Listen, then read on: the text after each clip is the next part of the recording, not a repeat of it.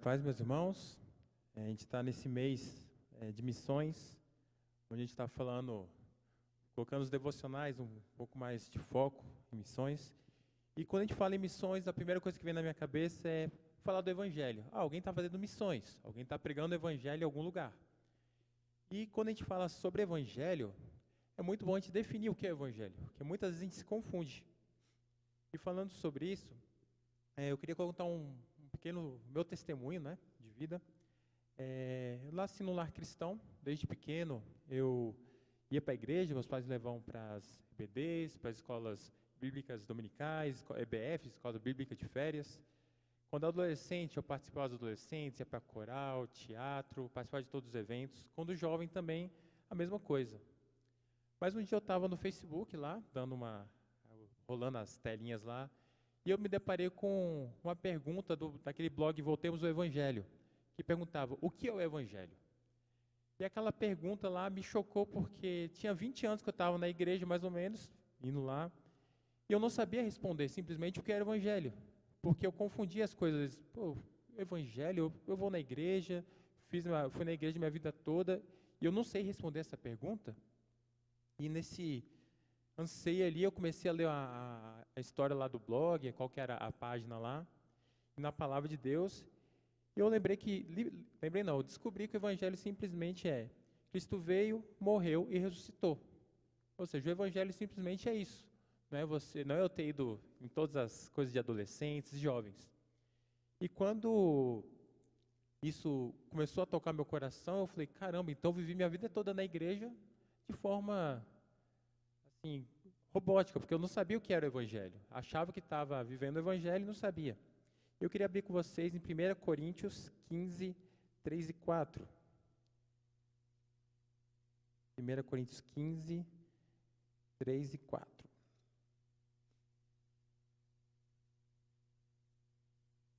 E diz assim: Pois, primeiramente, lhes transmiti foi o que recebi, que Cristo morreu pelos nossos pecados, segundo as Escrituras. Foi sepultado e ressuscitou ao terceiro dia, segundo as Escrituras. Ou seja, o Evangelho simplesmente é isso. Não é a gente falar que tem que vir na igreja, tem que vir na EBD. É importante a gente ter esses momentos de comunhão. Mas quando a gente fala o que é o Evangelho, a gente precisa ter claro que o Evangelho é simplesmente Cristo veio, morreu e ressuscitou. Porque temos visto no dia de hoje um Evangelho sendo pregado, um falso Evangelho, onde a salvação é o meio de fugir de um castigo, é o meio para a gente termos uma vida maravilhosa, sentir realizado, e ouvirmos um Evangelho onde não se fala sobre arrependimento de pecados, onde não se fala sobre o senhorio de Cristo. E são pontos muito importantes que quando a gente prega o Evangelho, é necessário a gente também transmitir essa mensagem. Porque simplesmente pregar o Evangelho e falar para a pessoa, siga da maneira como você está, a gente não está pregando o verdadeiro Evangelho. Então, eu queria basear o devocional hoje nesses dois pontos, sobre arrependimento de pecados e o senhorio de Cristo. Como já vimos, o Evangelho significa boas novas, ou seja, as boas novas, até aquela camiseta que muita gente tem aqui do Grupo M, eu tenho más e boas notícias. Essas boas notícias é que Cristo veio, morreu e ressuscitou. Então, quando a gente coloca que o Evangelho somente as boas novas, não é somente que o céu é de graça, mas que o pecado foi vencido por Cristo. Quando o verdadeiro Evangelho é pregado, existe uma transformação de mente. Por isso, precisamos falar sobre arrependimento de pecados.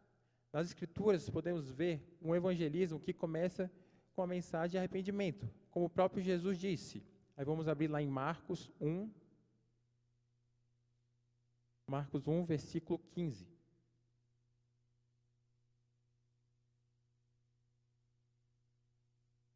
Marcos, capítulo 1, versículo 15. E diz assim, o próprio Jesus falando, o tempo é chegado, dizia ele, o reino de Deus está próximo, arrependam-se e creiam nas boas novas. Quando Jesus vem e começa o próprio Cristo falando assim sobre arrependimento, a gente vê João Batista está falando, arrependei-vos.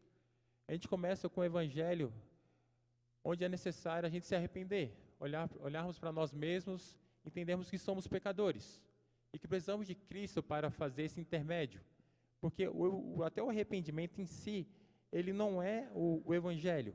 A mensagem do evangelho não é o cerne da Bíblia. A mensagem do evangelho é como Deus fez a ponte sobre o abismo entre os seres humanos, pecadores, e a sua própria santidade na pessoa de Cristo. Ou seja, Cristo fez o que a gente nunca conseguiria fazer, que é fazer essa ligação de nós com Deus. É aquela ponte onde está tudo pegando fogo atrás de você e tem um abismo na sua frente. Cristo é essa ponte para você sair daquele fogo consumidor, daquele pecado que há em nós. Ou seja, você por si só não conseguiria pular aquele abismo. Cristo veio, construiu essa ponte e nos deu essa, como é que eu posso dizer? Nos reconciliou com Deus. A gente termos uma vida onde a gente pode glorificar a Deus. Ou seja, até o que a gente faz, até o nosso próprio arrependimento, não é mérito nosso. É pelo que Cristo fez por nós. Quando começamos a pregar o verdadeiro evangelho, precisamos apresentar Cristo como Senhor de nossas vidas. O que quer dizer que Cristo é Senhor de nossas vidas? A gente vai ver daqui a pouquinho. Quando a gente fala que Cristo é Senhor, quer dizer que Ele não é apenas no momento da salvação. Ele é continuamente Senhor, e a gente deve, quando a gente coloca alguém como Senhor, a gente responde a Ele com um coração sincero. A gente responde a Ele de uma maneira que a gente vai obedecer, não de forma, não com o coração, mas de forma imediata e com o coração. Então, eu queria abrir com vocês, meus irmãos, lá em Romanos 10, versículo 9. Romanos 10, versículo 9.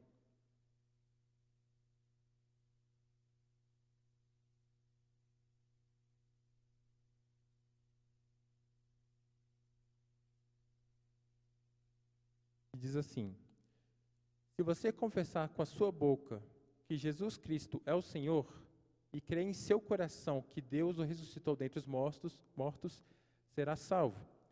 Uma ênfase aí que Jesus Cristo é Senhor. Como eu falei, quando a gente coloca que Jesus Cristo é Senhor, não quer dizer que Ele é apenas Senhor nos momentos que a gente deseja que Ele seja Senhor. Quando a gente está com dificuldades, agora Cristo é Senhor na minha vida, agora Ele vai me dar o livramento, agora Ele vai me dar tal coisa. Quando a gente coloca Cristo como Senhor de nossas vidas, a gente deve reconhecer que Ele é Senhor na nossa vida financeira, assim como o Fernando falou no domingo passado sobre a gente contribuir com missões, na nossa vida profissional, no nosso trabalho. A gente tem glorificado a Cristo, a gente tem mostrado que Cristo é Senhor das nossas vidas. Quando a gente fala sobre vida sentimental, quando a gente está triste, quando a gente tem nossos sentimentos, a gente é pecador, a gente tem momentos que a gente coloca Cristo como Senhor das nossas vidas, a gente vai buscar músicas, pessoas na internet para poder satisfazer o nosso coração. E principalmente na nossa vida espiritual. Às vezes a gente acha que eu vou viver minha vida aqui e Deus vai fazer um milagre na minha vida. Deus é capaz? Com certeza. Mas quando a gente coloca Cristo como Senhor da nossa vida espiritual, com certeza a gente tem mudança de vida. Tanto que quando a gente prega o verdadeiro evangelho, existe uma caminhada, existe um processo para aquela pessoa alcançar a maturidade espiritual. Não é da noite para o dia que ele vai vir aqui, vai começar a pregar e vai fazer todas as coisas. Não, requer uma caminhada com Cristo. Mas sabemos que a mudança de vida, a mudança de mente, começa a partir do reconhecimento de sermos pecadores. E quando a gente reconhece que a gente é pecador, a gente está deixando a nossa vontade de lado, nosso ego, todo o nosso ser de lado e coloca Cristo como Senhor. E a partir do momento que a gente coloca Ele como Senhor, a gente começa a viver de fato uma vida, a gente começa a ser transformado pelo próprio Deus, pelo próprio Espírito Santo que habita dentro de nós. Não por obras nossas, porque a gente entende que o Evangelho foi o que Cristo fez, certo? Então, quando a gente reconhece Cristo como Senhor, a gente deve ter total obediência à sua palavra. E já para começar a finalizar, eu gostaria de ler com vocês Romanos 1, versículos 16 e versículos 17. Romanos 1, versículos 16 e versículos 17.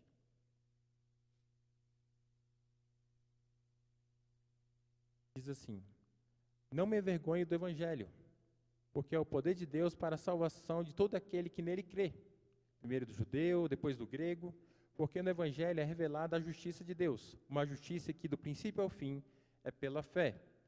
Como está escrito, o justo viverá pela fé. Ou seja, quando a gente fala sobre pregar o Evangelho, eu fiquei meditando assim, o que é o Evangelho, o que é pregar o Evangelho?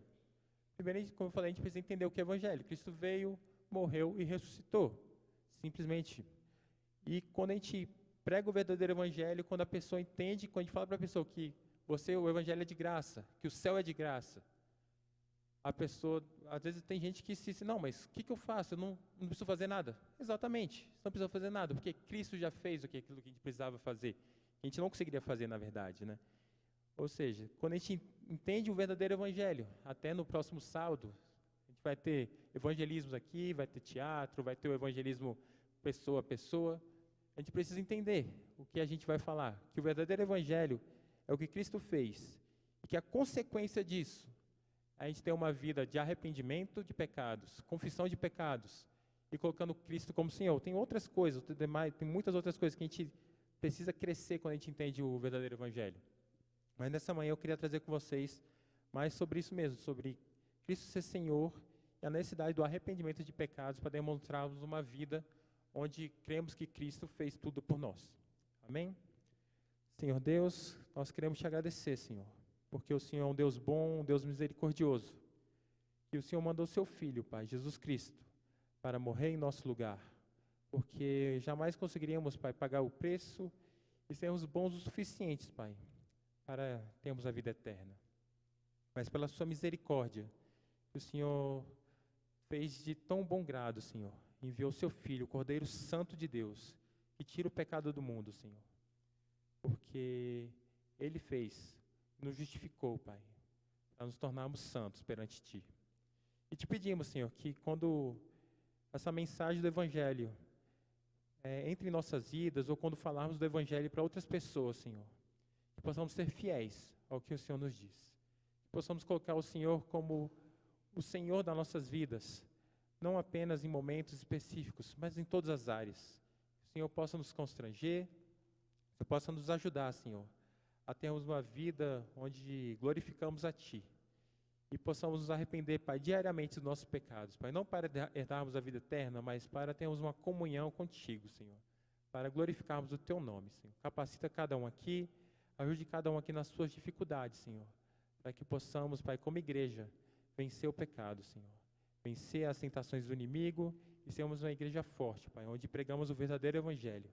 E que pessoas no próximo sábado, Deus, possam vir aqui, possam, Pai, escutar da Tua palavra, Deus, e se arrepender e reconhecer a Ti como Senhor e Salvador, Deus, porque é o mundo, tudo que precisamos, Senhor Deus, está em Ti. E assim eu oro, Pai, em nome do Seu Filho amado Jesus. Amém.